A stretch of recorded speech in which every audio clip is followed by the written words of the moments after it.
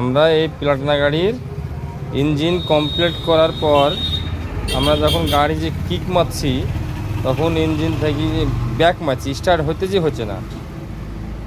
হঠাৎ আমরা সাইলেন্সার থেকে লক্ষ্য করে দেখছি যে সাইলেন্সার তো জাম্প আছে, অক্সিজেন বাড়াচ্ছে না। হঠাৎ সাইলেন্সটা খুলে দেখছি যে সাইলেন্সারে প্রচণ্ড নোংরা। তো আপনারা সাইলেন্সারের ভিতরে কী নোংরা হয় আপনারা দেখেন আমরা ভিডিওটা করছি সাইলেন্সারের জন্য। সাইলেন্সারে কি নোংরা, কীভাবে অক্সিজেন বাড়াবে দেখেন, কি পরিমাণে জাম্প আছে সাইলেন্সটা। আমরা নোংরাটা বার করে আপনাদেরকে দেখাচ্ছি। বার করো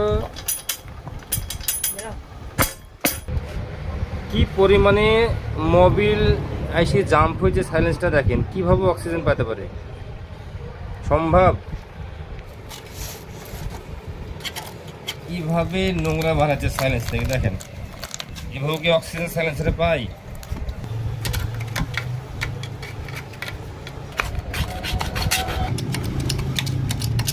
সাইলেন্স দেখেন, সাইলেন্সের ভিতরে কি নোংরা বাড়ালো।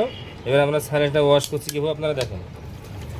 কেরোসিন তেল দিই, আপনারা বিরাজ দিয়ে ভালোভাবে কষলাবেন। দেখবে